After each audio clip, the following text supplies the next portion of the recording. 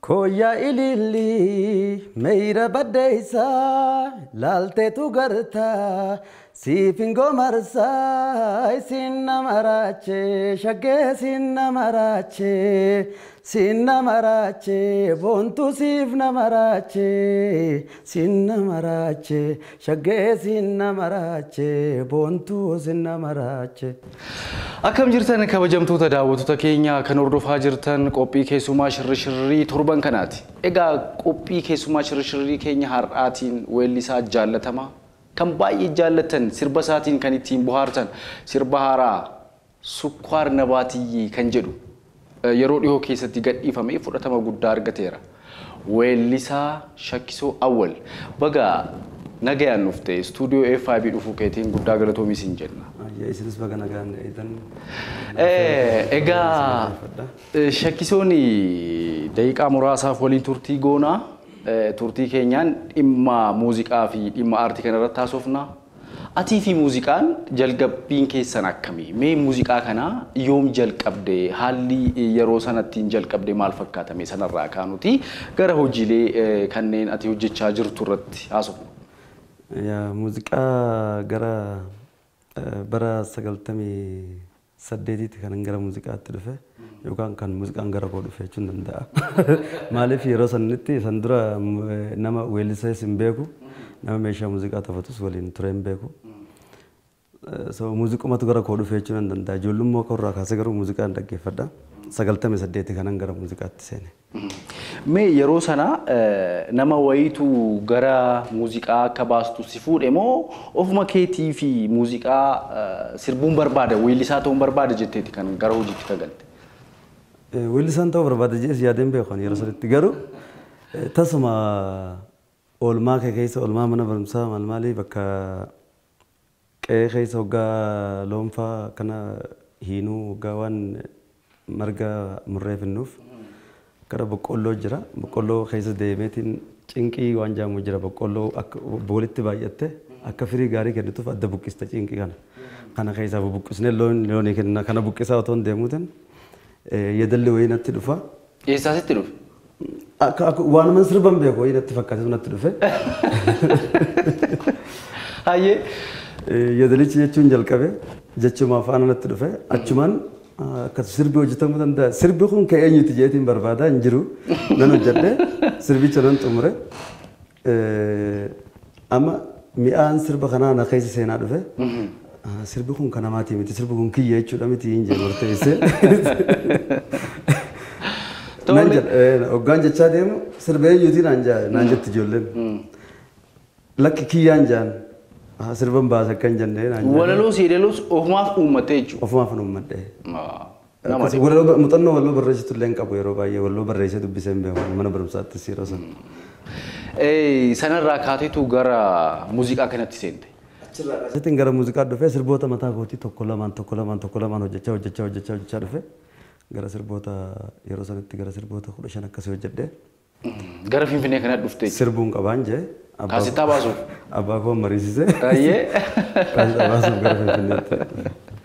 Kuni bara 98 dhuftee sa'aatii tokko keessatti albama kee jalqabaa muuziqaa 11 waan akkasii waraabamee deemee jette. Waan saniin odeeffadhee mee sanarratti xiqqoo ishee waa haasoyu. Dhugaadha. Wanti kun jechuun anas abjuu natti fakkaata. Amma yeroon keessa galee ilaalu yeroo san wantoonni jira. Fedhiin si keessa jiru jira. Wanti si keessa amma fedhiin artiidhaa yeroo san kana keessa jirtu dhiibattee bahuudhaaf wanti ishiin hin goonan jiru. Baay'ee na keessaa dhiibachaa turte. Istuudiyoo dhufnee giddiidhaanyee. Giddiidhaanyeetu muuziqaa sana si qindeessee ture isa albama jalqabaa. Isa na qindeessee giddiidhaanyeetti wajjin wal agarree fuudhee istuudiyoo na geessee maal jee sirbuu dandeessaa hin anjaa. Amma abbaan koo na faana jira. Yeroo kana abbaan kiyya sirbuu dandeessa moo dandeessu otoon sirbuu hin dandeenye as na fiddee. Wal ilaalee. Wal arginaa xumura irratti raajaa. Ani immoo dhufee istuudiyoo na fiddee dhufee innis na bira ta'a abbaan kootis. Mee sirbi mee naan ja'a giddiin maqaariitti maas maal maal hin beeku sirba jee naan ja'a. Sirba wayii hoggaan jeef inni riitima fudhatee achumarraa riitima naa seena. nan sirba inni maal godha kaashetti keessa galfatee riikardi godhaa jira. Sagalee kee waraabaa dha. Sagalee kee waraabaa jira. Ati caluma itti sirbita. Saampila waraabusaati. Nan sirba yeroon kana xumure mee kabbiraa katti aanu naan jedha ammallee kabbiraatiin jedhaa fi achuma riikardi jalqabanne muuziqaa naadhaa laayivii jechuudha. Waraabee xumure sa'a tokko keessatti gara sirboota 11 akkas riikardi godhee ofuma keessaan sirba walaloon hoo naan jedhani walaloon hoo isi jira naan jedha. Of keessaan qabaa jaan. Malee waan barreeffamee waraqaarra jiru hin jiru. Wanna barreeffamee waraqaarra jiru hin jiru. Ajaa'iba! Albamni suni haala ammati natti maa jirtuun gadhiifameera uummanni beekaa albama sana. Gadhiifamee jira beeka namni. Akkamii fudhatamni inni yeroo jalqabaatti? Fudhatama bareedaa qaba ture. Dhugaa. Dhugaa rabbi. Namatti tola. Mee albama san keessaa kan amma qalbii keetti dhufu yeroo baay'ee kan yaadattu kan baay'ee sirba ati jaallattu albama kee keessaa albama gaafa hojjetamu sirba guutuu jaallachuu dandeessa dhugaadha garuu sana keessaa kan populaar ta'e kan siif mijate yoo jiraate daawwattoota yaadachiisuudhaaf abbaan ilmoo isaa walqixa jaallata inni dhugaadha isa keessaa kan yaadattu yoo jiraate daawwattootaaf jabaa jennaan.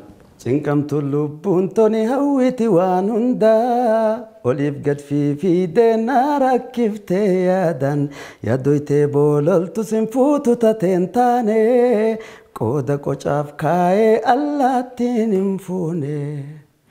Lubbuu taasin gorsaamee dhaabbadhu haatu hoggayyuu gammachuun jiraachuun argattu duniyaan oliif gad nama daddaisiiti. Harkataa fi dhabnis wal faaraqaan deemti. Abshir lubbuu guyyaatu siin gayaa jabaadhu hojjedhu irraa caalaan fayyaa. Waaw ergaan isaallee baay'ee ajaa'iba dhugaa dubbachuun. Yeroo daa'imummaa yeroo bara 1998 jechuun ati reefu dargaggeessaa reefu daa'ima. Reefu ijoollee sagalee qaamaatiif gaafasitti illee gara namni amma sirba san dhageeffate sagalee koo kana dhageeffate. Dhugaa dubbachuu fi yeroo sanallee ergaa akkanaa kana sirbuun baay'ee nama dhiba. Dhugaa ati aartiidhaa fi nama kenname jechuudha. Sanatti aansee hojiileen ati itti fuftee maa inni? Garam deemtee? Itti fufee achi booda muuziqaa keessan seene. Ani sirbee xumuraan abbaan koos ni galee. Sirbite bakka jedhanii. Kana booda ati sirbituu taateetti. Itti fufee sirbituu taatee. Achi waan sirbatti galee. Achirraa jalqabee haga har'aatti hojii guyyaa yeroo yeroodhaan hojjechaa tuma jirra. Hojiileen hojjedhe keessaa gara 2001 2002 gidduutti albama yoo jedheen ture asuma gidduutti immoo koopiraayitiin dhufee yeroo baay'ee cinqii ture koopiraayitiin hojiileen gaafa sana hojjedhee kanan gad hin dhiisnes albam tokko jira isa immoo amma reefa kaaraatti remix godhuun kun remix godhaaf itti yeroo sanatti albamni hojjetamee jira inni garuu gara ummataatti hin baane. Inni gara ummataatti hin baane. Yeroo sana sababa koopiraayitiitiin hambiste. Amma garuu keessaa sirboota fiffilattee hojjechuudhaaf karoorfatteetta? Karoora nan qaba.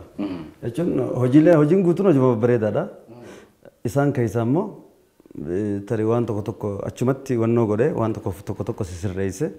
Wanti yeroo itti darbine hin jiru walaloonnis yeroo itti darba yeedaloonnis yeroo itti darba fooyyeessaa deemuu qabda beektaa abdeet godhaa deemuu qabda abdeet wantoonni ta'an jiru amma achi keessa isaan abdeet godhee deebisee albama san akka haaraatti hojjechuudhaaf fedhiin qaba isa qofaa miti yeroo yeroodhaan hojiilee garagaraas hojjechaa tuman jira namaafis hojii baay'ee hojjedheen jira.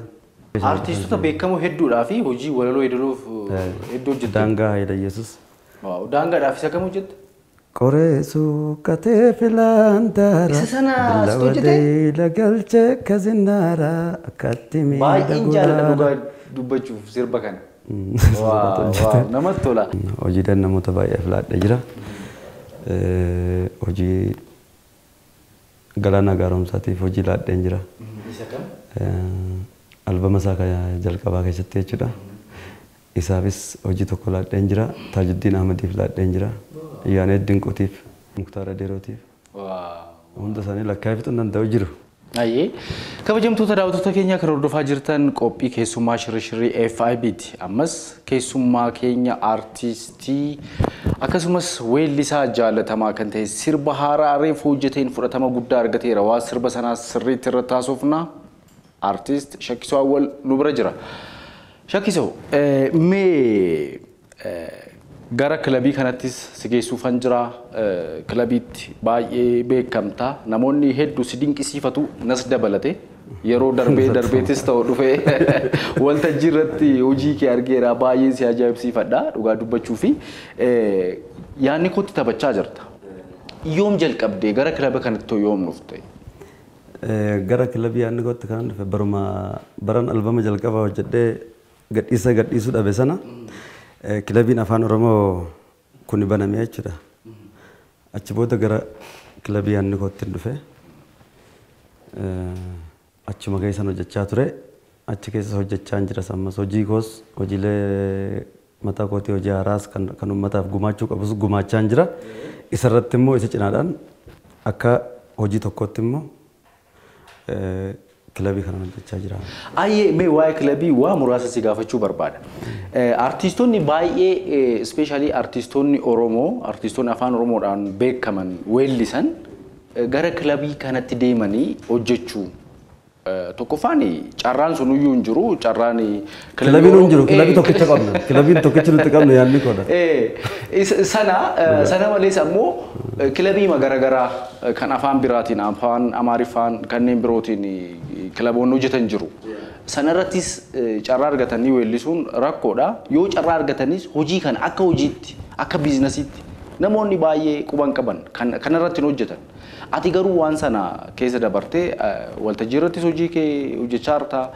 Karaa siingiliitiinis muuziqaa garaagaraa sirba qeenxee gadhiisaa jirta.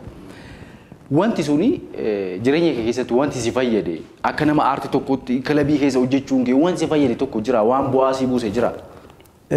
Maaltu jira beektaa? Tokko muuxannoo jechuun jireenya kee keessatti kennaa siif kenname, amma kennaan naaf kenname aartiidha. Inni immoo guddachuu qaba. Sagaleen waaqni naa kennu kun guddachuu qaba. Inni maaliin guddata? Shaakalaan guddata. Shaakalleen guyyaa guyyaadhaan kilabii irratti hojjechuu jechuun muuxannoo horachaa deemta. Sagaleen keetis guddachaa deema. Muuxannoo hojii irratti qabdu tokko si cimsaa, si guddisa. Isarratti dabalatee immoo akka biizinasaattis waa baay'ee si gargaara. So kilabiin bareedaa waa baay'ee naa buusee jira. Humna naa ta'ee jira. Jechuun amma jijjiirama kennaa ati uumamaan qabdu irratti shaakallee ati gootu si jijjiira. Diivilooppii godhaa deemtaa jechuun waan si keessa humna kee baraa deemta. Maaliif yeroo yerootti hojjetta waan ta'eef jecha yeroo yerootti humna kee baraa deemta. Humna kee yeroo baraa deemtu immoo maal godhaa deemta? Of guddisaa deemta. Mee Shakkisooni waltajjii irratti yaadni koo yeroo baay'ee sirba garaagaraa taphatta. Sirba loqoodha naannoo Harargee kanaan baay'ee namoonni si jaallatu. Fileevarri afaan keetiilleen akkaataan ati ittiin sirbitulleen natti tola. Nattis parsanaalii akka nama dhuunfaa tokkotti. Mee waltajjii irra yeroo baay'ee sirba eenyu fa'ii hojjetta yaadni kootti? Waltajjii irratti sirba baay'ee nama hojjedhaan. Sirba Alii Biraa sana hojjedhaa. Sirba Qamar sana hojjedhaa. Sirba Kadir Faa, Kadir Said, Kadir Martu sana hojjedhaa. Adnaan Muhammad hojjedha. Namatti tola. Mee sana keessaa daawwattoota keenyaa fi isaanis nu eegaa jiru waan ta'eef sagantaan sagantaa bashannanaati. Kanaaf isaanis mana manatti akka ittiin bashannanan waa jennuun. Michuu baay'een qabaa lixa biiftuutirraa dhaamsa koo ga'eenii Oromoota maraa. Yoo lubbuun jiraanne turruullee wal garraa ja'iinaatti himii hawwiif yaada garaa. Karrayyuu jalqabii shawaa waliin ga'ii gara walloos gorii kamiseen fuullee mormor gamaa cahii bahiiwwan baraatti gimbiif dambi dolloo gidaamiif najjootti. Qunnamuudhaan fedhee oduu isaanii dhabee adaraa kee abbee. Waaw. Sirba Adnaan Muhammad kan nu taphatte. Sirbi ka Adam Haaroni Adnaan Maammadis remix godhee jira. Anis sirbaan jira namoonni baay'ee sirbaan jira sirbicha kana. Mee amma garma hojii dhuunfaa keetti haa deebinuuti. Albama lammaffaa sana yaaltee utuu sababa copyrightiitiin hin gadhiifamiin hafe. Sana booda hoo singiliin ati hojjechaa turte yookaan immoo muuziqaan ati hojjette eenyu fa'i fakkeenyaaf kololaa akkoo kan inni internet irratti YouTube irratti gaafa laaluu kan argadheedha. Sana malee hoo kanneen biroo jiru laata? Jiru. Meera dhiigaa lafee sirbi remix godhee jira. Yaada isaa jijjiiree viidiyoo miti dookumantariidhaan dalagame. Bara sana baratti sana dalagame. Sirbi kan biraas fagaatteenis jira baruma albama sana. Albama san keessaa kanan dalage fagaattee jira. Itti aansee immoo korolaan jira. Korolaatti aansee kiliippiidhaan kan jiru fagaatteedhaa fi korolaa fi sukkarnabaat kana. Mee hojiin korolaan kuni waloo kana yeedaluu muuziqaa qindeessuu kan waliin hojjettati? Qindeessuu dinqisumaatu qindeesse. Korolaas dinqisumaatu qindeesse. Yeedaloon hagi tokko kan ummataati. Mataan isaa kan ummataati. Kanaaf immoo anumatu dabalee anumatu hojjete jechuudha. Walaloo isaa immoo yoo san Geetaawwan faana barreessine korolaa. Itti aanee eenyutu hojjetame? Korolaa dursee wannoodha jalqaba fagaatteedha. Kiliippiin jalqaba jechuudha. Fagaattee duudanatti galtee. Fagaattee duudanatti galtee na irraanfachuuf yoo taate fedhiinte ani garuu sin irraanfadhu sirraan kutadhu ati kafeete jedha. Aayidaan isaatis cimaadha. Fagaattee irraan aaneetu kan korolaan hojjetame? Fagaattee namni hojjete Mahdi Alii jedhama obboleessuma kooti. Walaloos yeedaloo isaatu hojjete. Muuziqaa irrattis nama baay'ee na gargaaraa ture. Mee amma kallattiidhaan gara sukkaar nabaatii jettaa deebinu. Baay'ee biyya raasaa jira baay'ee sirba ajaa'ibaatii yeedaloonsaa walaloonsaa siin hojjetame. Muuziqaa kana kan qindeessee miksingii isaas hundumaa kan hojjete Dinqisaa Dabalaati. Sana malees Vision Entertainmentiin kiliippii kana irratti produce godheera. Vision Entertainment irrattis gadhiifameera. Nus kallattiidhaan istuudiyoo keenya irraa siin affeerraa sirba sana gaafa qophiin keenya xumurame jechuudha daawwattoota keenya.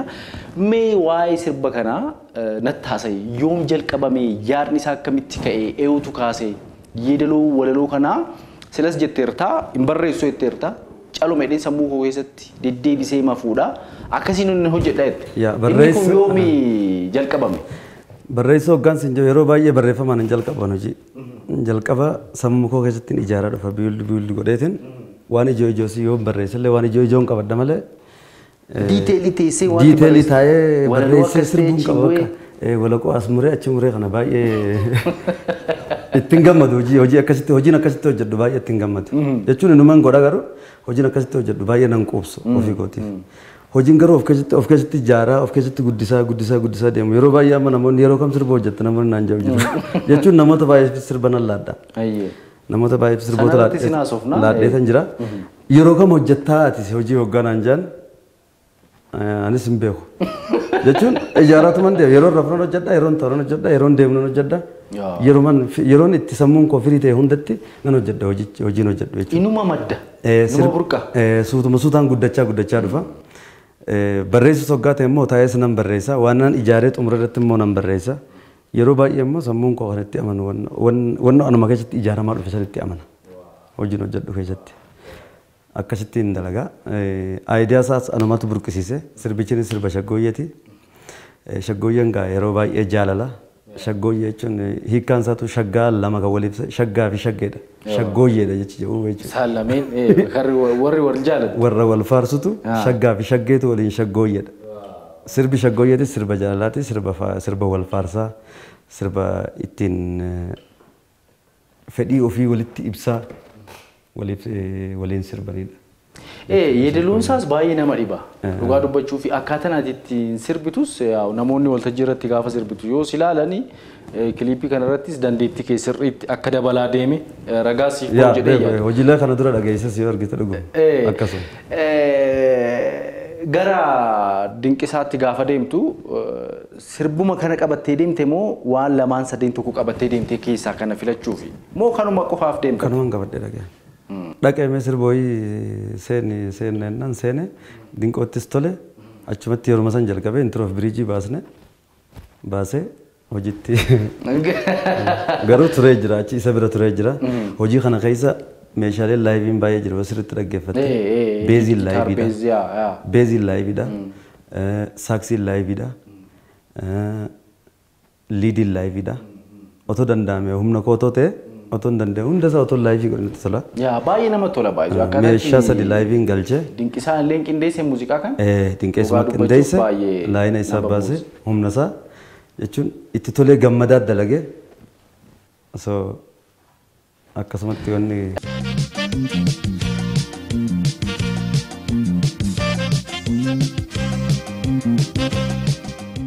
Daawwattoota keenya walitti deebinee jirra. Mee Shaakkisoon sukkaar nabaatiyyee jechumti jettutun maali mee kana nutti?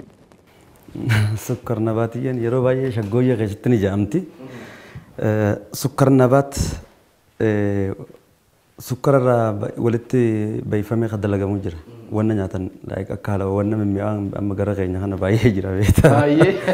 Wanna mimmi'aan waan halawaa mushabbakaa waan akkasitti sukkaar nabaat jechuun akkasitti sukkaararraa bayfamee dalagama. Wanna baay'ee mi'aawu kan hoggaa jennu sukkaar nabaat faarsuu qofa osoo hin taane haga intalli sun mi'ooftu jaalala isiidhaaf qabdu ibsuu barbaadeeti. Haguma sukkaar nabaatiyyee sanatti natti mi'ooytaadha. Mi'aa san ibsuu barbaadeeti. Namatti tola. Kiliippichi eessatti hojjetame? Kiliippiin naannuma kanatti dalagame. Asuma Finfinnee keessattis dalagamee jira. Naannoo gara Awaashitti.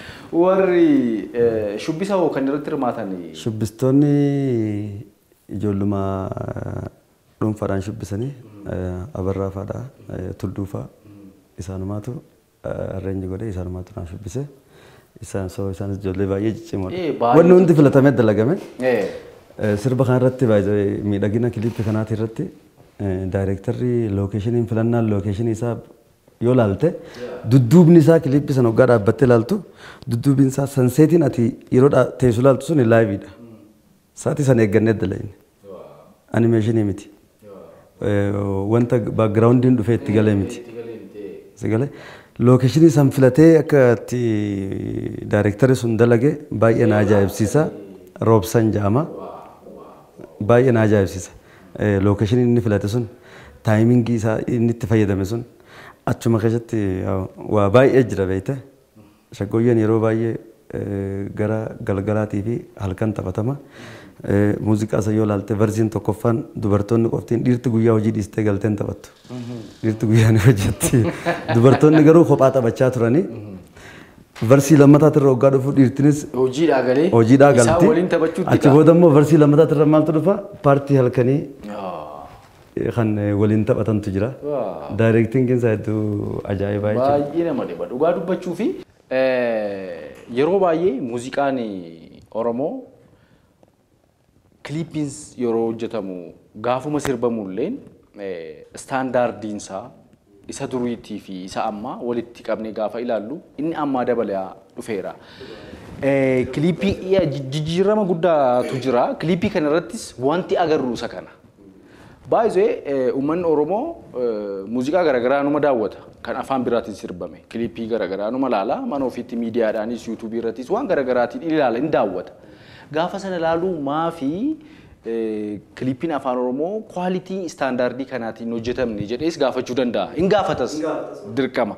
Kanaaf waan hawaasni barbaadu dalaguun keessanii akka sirbi kun yookaan hojiin keessan kun akka fudhatama argatu taasiseera. Akkamii erga sirbi kun bahee booda miirri hawaasa keessa jiru bilbilaan yookaan qaamaan gaafa isa argatan waltajjii irratti? Baay'ee bareedaadha. Baay'ee bareeda jechuun namni dhuguma namni waan bareedduu akka jaalatu naaf gale jechuun namoonni wanna bareedduu beekan wanna bareedduu ni jaalatu. Wanna bareedduu beekanii namni wanna bareedduu beeku wanna bareedduu ni jaalata. So namoonni hojiin kun itti tole baay'een bakka jechuun hojiin kun akka hojii sadarkaa isaa eeggatee natti himu beektaa bilbilanii yeroo baay'ee bakka akka muuziqaa afaan Oromoo keessatti waan hin baramne fa'aa hojjettanii wanni jedhamus jira. So nuti amma akka keenyatti kana caalaa hojjechuu dandeenya hojii manaati. Hojii manaa gurguddaa qabna garaan hojjenne hin hojjenne jechuu dandeenya. Viijin Entertainmentii waliin hojjettanii muuziqaa. Viijin Entertainmentii faana hojjenne. Kan gadhiifames achuma irratti. Achuma irratti gadhiifame. Viijin Entertainmentii FiB irratti gadhiifame. Akkami namni baay'ee daawwateera gara nama 100,000 wayi ilaaleen ture gara intervii kana utuu seeniin dura akkami namni amma naatu ilaala jettanii kan yaaddantu ta'e moo akkami? Yaaddee jirta jechuun wanti yaaddee yeroo hundan ta'u miti. So hojichi haalli yerootis murteessaadha yeroo tokko tokko. Hojichi garuu ammas ni deema ammas deemaa jira ammas ni deema namoota biraas gahaa jira miidiyaalee garaagaraatiinis namoonni ilaalaa jiru daddabarsaas jiru ilaalaas jiru. So hojii akka shaggooyyeetti gaama akka sadarkaa isaa eeggateetuma yaanna. Warri nu duraa dalaganii jiranii warri nu duraa dalaganirraa immoo isaan irraa nutis fudhannee waan isaanii gadi osoo hin taane yoo dandeenya isaaniin qixxeessuudhaaf yaalla yoo danda'ame isaan caalchisuudhaaf yaalla maaliif guddachaa deemuu qaba wanni hundi diivloopitaa deemuu qaba haga dandeenyutti dalaynee jirra. So hojiin kun anaaf hojii bareedaadha. Baay'ee daawwattoonni keenyas gaafa kiliippii kana guutuusaa isin affeerre warri miidiyaa irratti kana duras gadhiifameera warri inni ilaalle akka haaraatti har'a isinii fi affeerraa inni ilaaltu isinis muuziqaa kana daawwachuu ilaaluu aartii keenya jajjabeessuu dirqama keenya waan ta'eef daawwattoonni nu daawwachaa jirtan hundumti keessan karaa Viijin Entertainmentiidhaan muuziqaa kana daawwadhaa ittiin buhaaraa isiniin jenna. Shaakisoo qophii keenya gara xumuraatti fidaa jirra waan ta'eef hojii muuziqaa kana keessatti bu'aa ba'ii yookaan immoo muuddannoo garaagaraa qabda waan ta'eef waan ati jalqabaa kaasee egaa muuziqaa haalli itti jalqabde bara 1998 irraa kaaseeti achi kaasee haga har'aatti waan muuziqaa keessatti ittiin ka gammadde yookaan guyyaa si gammachiise taateen si gammachiise jiraachuu danda'a. Tarimmoo wanti si gaddisiise muudannoon addaa haga har'aatti qabdu jira. Ispeeshaalii waltajjii irratti hin taphatta waan ta'eef namoonni kilabii garaagaraa irratti immoo waltajjii irratti taphatan muudannoo baay'ee qabu. Waan sana utuu daawwattoota keenyaaf waa jenne. Waltajjii irratti hoggaa hojjettu dhuguma muudannoo baay'ee jira. Yeroo ta'e namni wayi waltajjii irratti nan sirba kilabii achumatti jechuu yaadni gootti. Otoon sirbuu dhufee na badhaasa inuma na badhaasa dhaabbatee anuma badhaasa xumura irratti an sirba xumuree bu'u yeroo hin buutu jee na qabe. Maali? Hin buutu jee. Lakkii maaloo nan bu'aa sirba fixee hin jiraan jaan hin buutu jee deebii sirbii jee. Deebii sirbii? Sirba kanarra deebii sirbii jee.